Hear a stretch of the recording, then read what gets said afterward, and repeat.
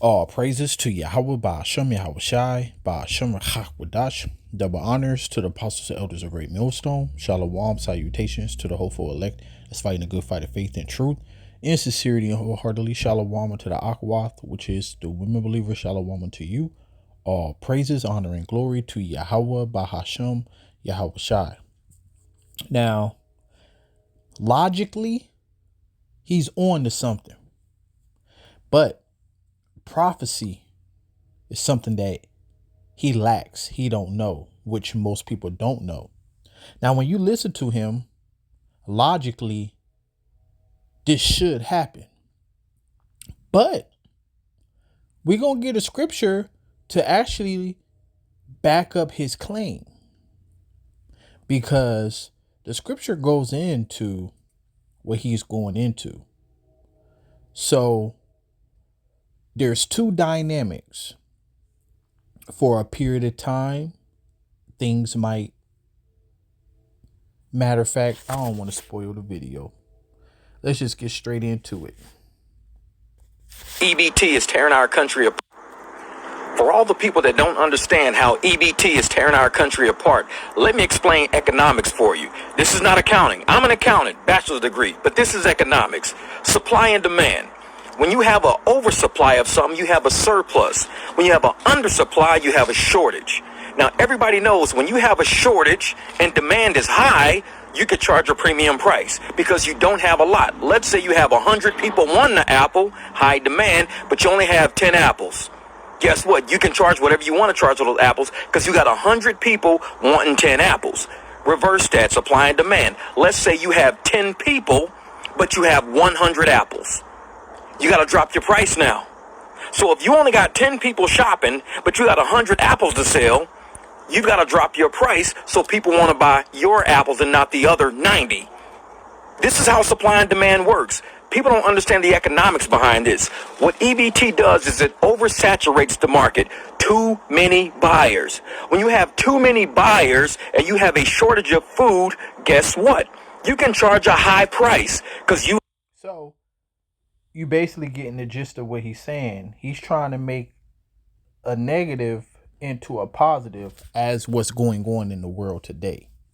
So he's trying to make a negative into a positive by saying, look, God, this is good news. That means that, all the people that can't afford food, now they're going to have to drop the price down because, now you have less people buying food. But what you think is going to happen with those people that can't get food? See, the scripture talks about these things. And I ain't going to make this video long at all. But, you have to understand that these people still got to eat. And now remember, you had all those people on the compilation videos, talk about if Trump don't give stamps. I'm gonna be waiting outside of Walmart. I'm gonna be waiting outside of this store. I'm gonna just take shit. I ain't saying that it ain't happening, but I haven't really seen anything. I've seen a couple things here and there, but not the way that y'all was talking. But if this continue to go on, then these things will happen. Now you got to realize, even coming up, I know a lot of broke people with guns. All right. So it says, for the sword and the destruction draweth nigh, and one people shall stand up and fight against another with swords in their hand. But you got to ask yourself, why is this going to be the case?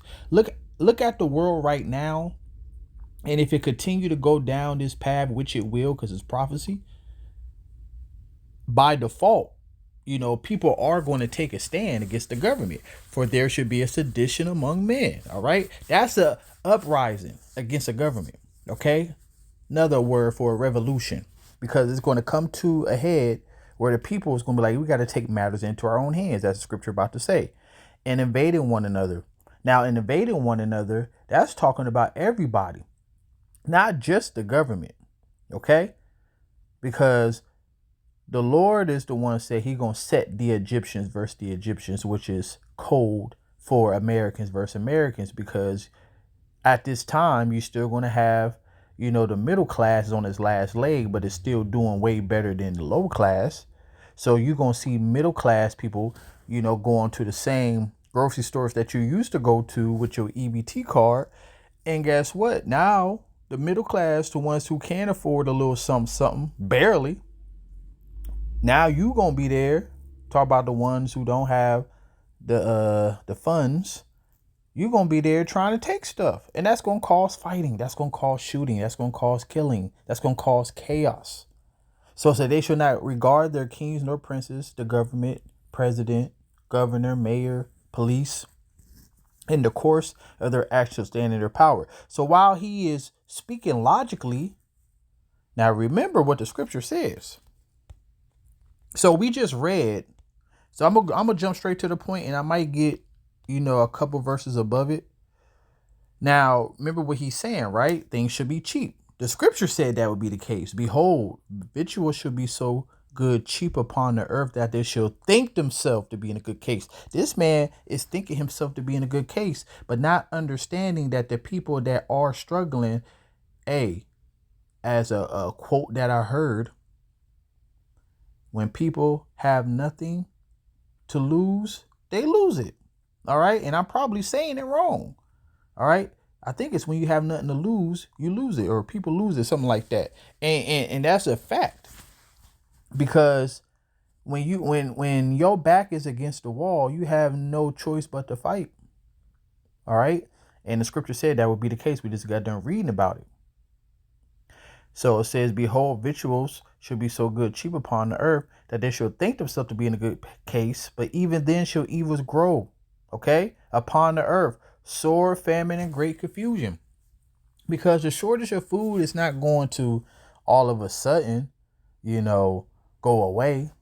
Esau Edom, he's not about to put his sword back in his sleeve, or the sheath. I think that's what it's called. The thing that the sword come out of. All right. He ain't about to put the sword that he been sharpening and furbishing, as it's saying in Ezekiel 21. He ain't about to put it back. All right. And confusion, because every day that you see the news, it's nothing but confusion. You don't know if the government about to open or not about to open, if they're going to receive their stamps or not. All right. So people are just tossed to and fro all over the place when you don't know the Lord, when you don't know prophecy. Okay. So everything that he's saying, it is logically, and it's also scripture. So we're going to see how it play out.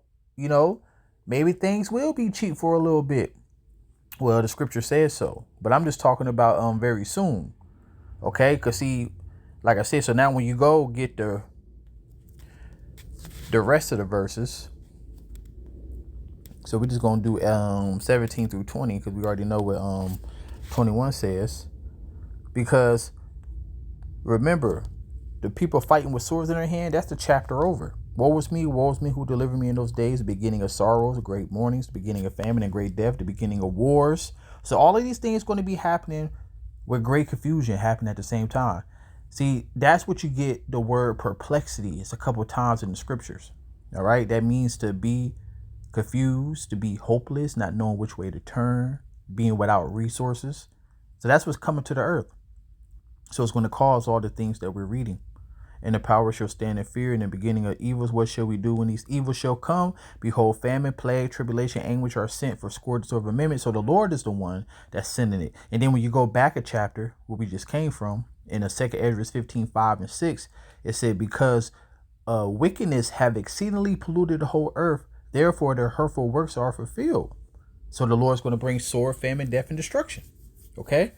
So these are things for amendment. The Lord is the one that's sending these things.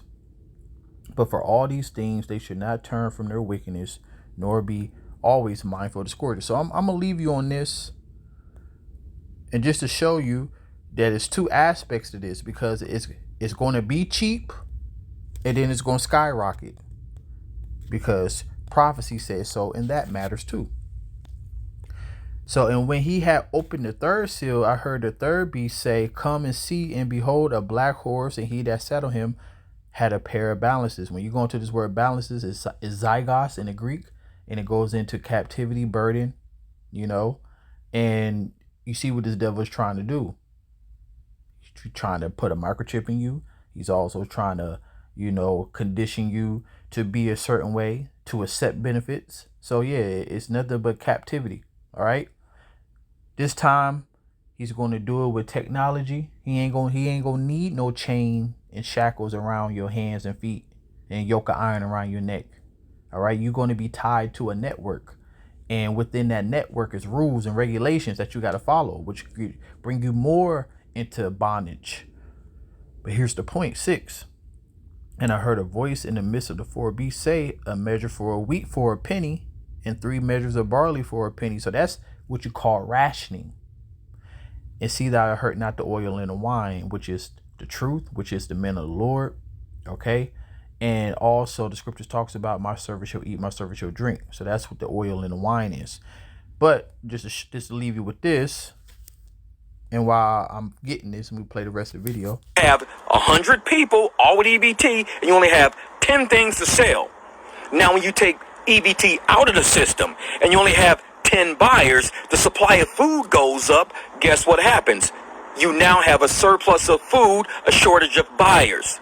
Therefore, the food price has to come down. It has to come down. So you see how you trying to turn a negative to a positive, but we just got done reading the scriptures that will happen. But the scripture said, still great confusion, sore famine, and destruction will be happening at that time. So this is penny, all right, which was the modern day money back in the Roman Empire. So the modern day penny today is the dollar. So as you see, denarius containing 10. But we're going to read the bottom. It said, it would seem that a denarius was the ordinary pay for a day's wage. So it's going to take a day's wage. All right. 8-hour. Okay. A whole day of work just to get a ration of food. That's what's coming to the earth. Okay. That's why famine is going to happen, because before the actual famine, it's going to be hyperinflation, and then it's going to be shortage of food. Okay. And I forgot the term for that. It was just in my mind, but it slipped me. All right. So shrinkflation and scarcity of food, which is going to cause the price to go up even higher. All right. People ain't going to be able to afford it. And then the literal famine is going to happen too. So yeah, all of this sound cool, but it's not going to end up being good. All right. So this is when you know prophecy, you ain't out here confused. And we're going to put our hope in the Lord. So when these times happen, so I'm definitely going to end it on this. So therefore, saith the Lord, behold, my servants shall eat, but ye shall be hungry. Behold, my servant shall drink, but ye shall be thirsty. Behold, my servant shall rejoice, but ye shall be ashamed. Behold, my servant shall sing of joy of heart, but ye shall cry for sorrow of heart, and shall howl for vexation of spirit. So all praises to Yahweh Ba'ashem Yahushai. Seek ye out the Lord while he may be found. And Shalom.